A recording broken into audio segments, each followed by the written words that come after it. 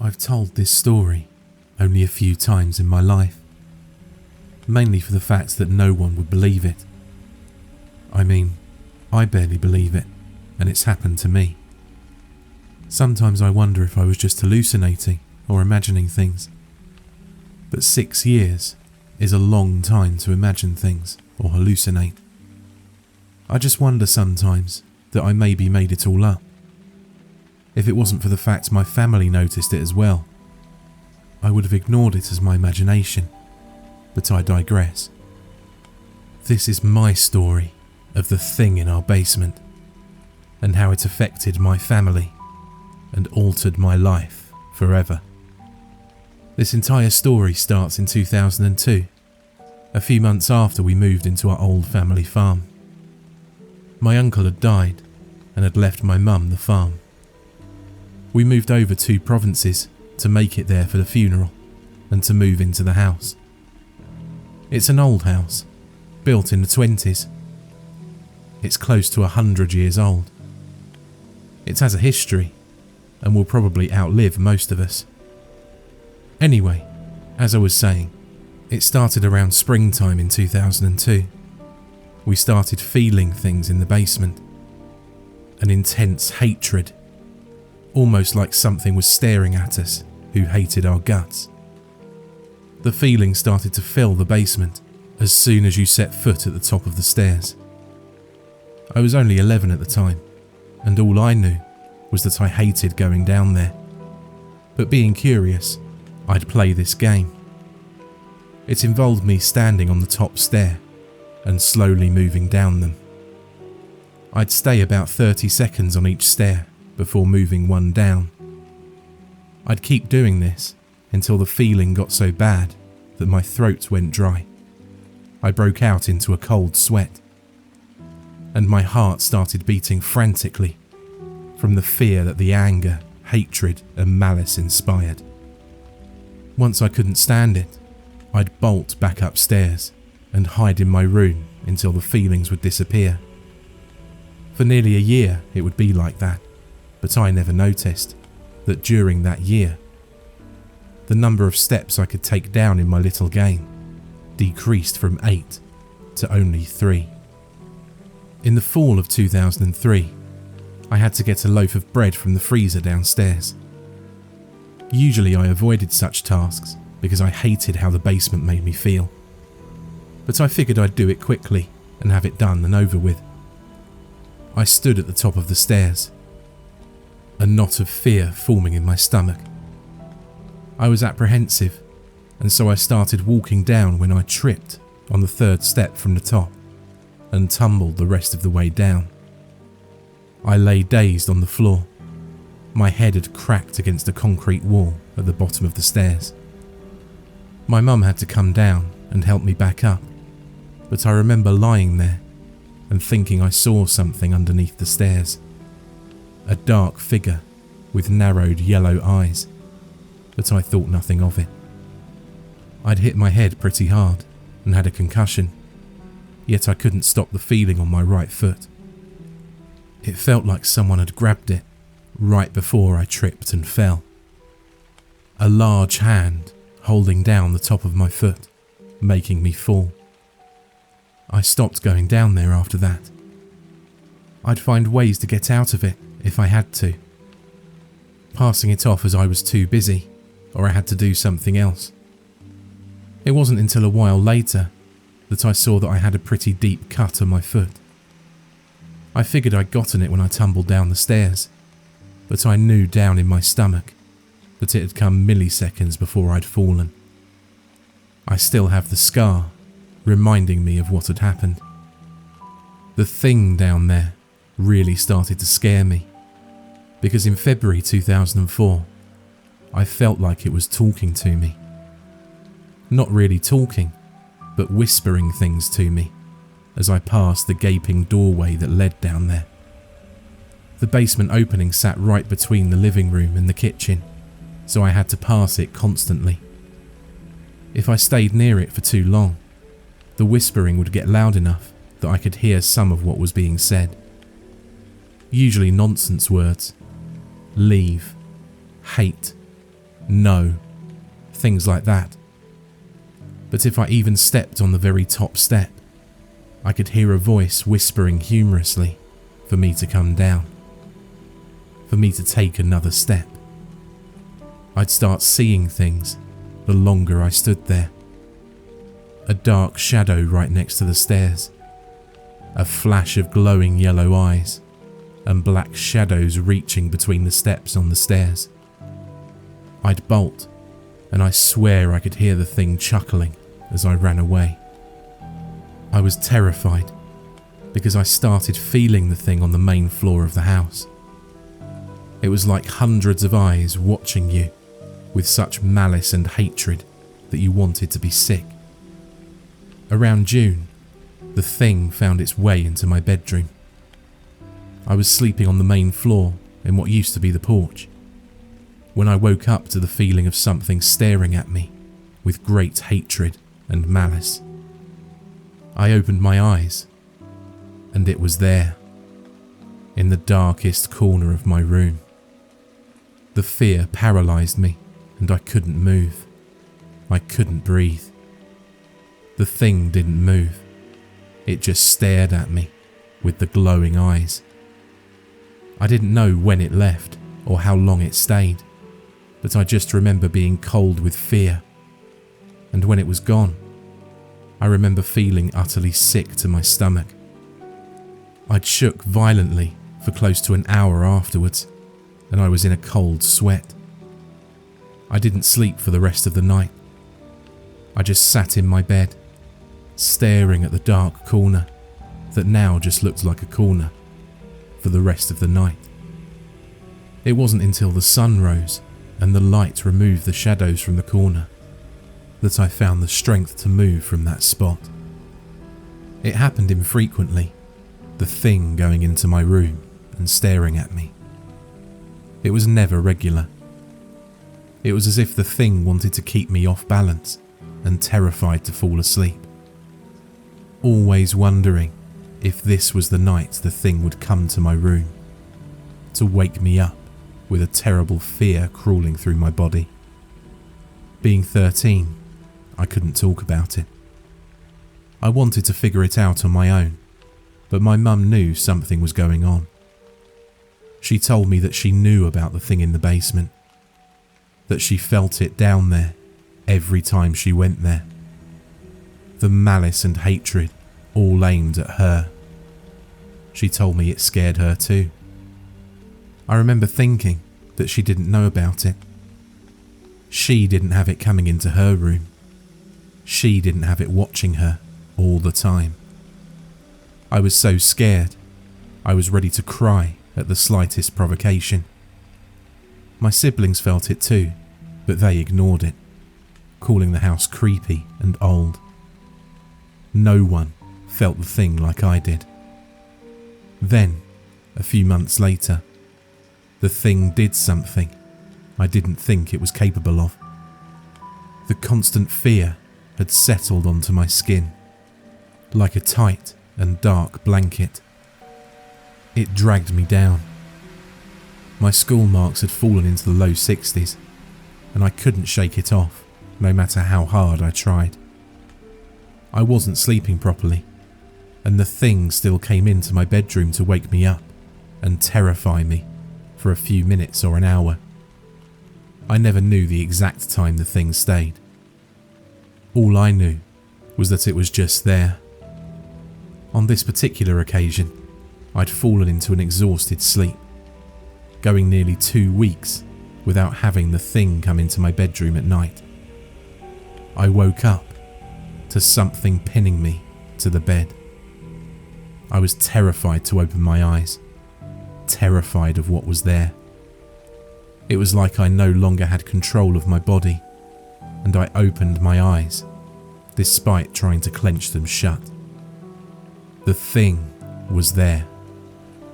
Its bright yellow eyes stared into my own, and its mouth was open as if inhaling something. I screamed, but it felt like something had stolen the noise, as if the thing had inhaled it, stolen it, eaten it. Its expression was that of anger, but it was as though it was enjoying it. Its face reminded me of that of an angry wildcat, the face pulled back in a snarl. It laughed low in its throat, and I fought to get it off me.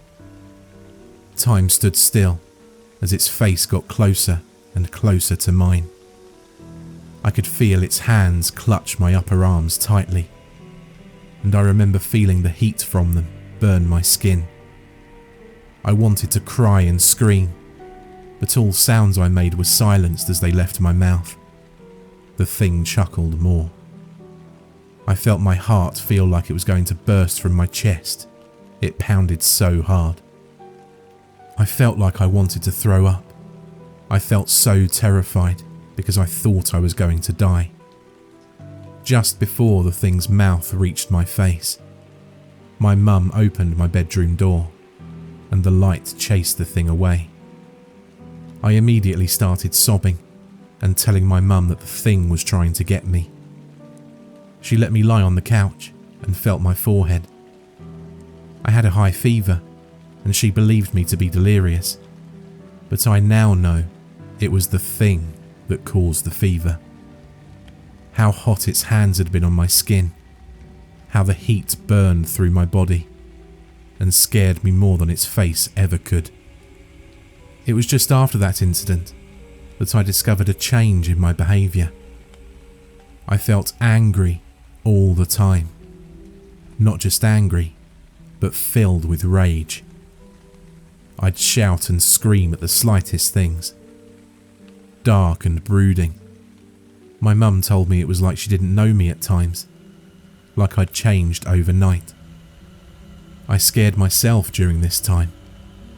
I couldn't control my anger. I couldn't control my actions. The thing retreated to the basement, and I couldn't understand what was going on. But I felt more comfortable around the basement, like I was home when down there. It was only after a few weeks that I realised the thing had accomplished what it tried to do. It had planted the seeds of hate, malice and anger within me. It terrified me more than anything, because not only did those seeds grow, but I was losing more and more of myself when they did, and I had no way to get myself back. I was slowly becoming like the thing in the basement, and there was nothing I could do to stop it. It was around the peak of bad behaviour that I met an unusual person. Well, not so much a person, but a thing. Like the one in the basement, but it was like the yin to the thing in the basement's yang. Whereas the thing in the basement was evil, angry and terrifying, this other thing was the complete opposite. A ghost, a guardian, an angel. I had no clue. All I know is that when I met him, I was free of fear, anger, hate and malice for the first time in nearly 2 years. It was such a relief to be free from such negative feelings for the first time in so long. It felt so wonderful that I wanted to cry. I knew it was a male because when I saw him, he was younger. A few years older than me, but still young. I was 13 and I first met him on the family farm. I remember feeling like I knew him, that he'd been looking after me for a while, but I'd never met him before in my life. It was that familiarity that made it so I wasn't at all concerned for my safety as I asked him his name, and if he'd like to come into the house for a drink of water. Let me elaborate a bit here. I'm getting ahead of myself, and my thoughts are scattered everywhere.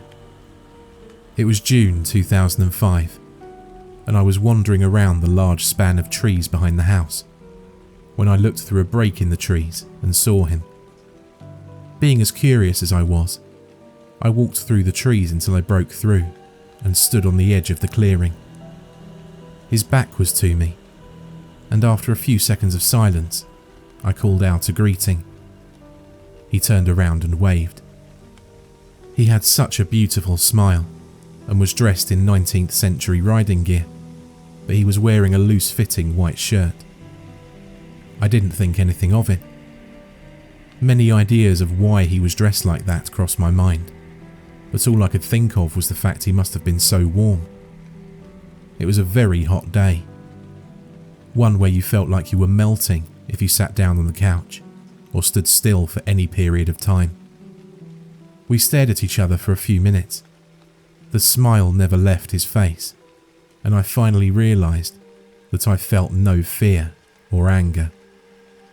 Being as calm as I was and relieved as I felt, I asked him his name. The answer made me a tad wary. Not for the fact his name was William, but how the answer was received. It was like it surrounded me, as if he was far away and a gust of wind carried the name over a great distance, like an echo of an echo. He continued to smile, and I had to smile back. I asked him if he'd like to come in for a drink of water and to cool down. He nodded, and when I turned to the house, I felt him take my hand.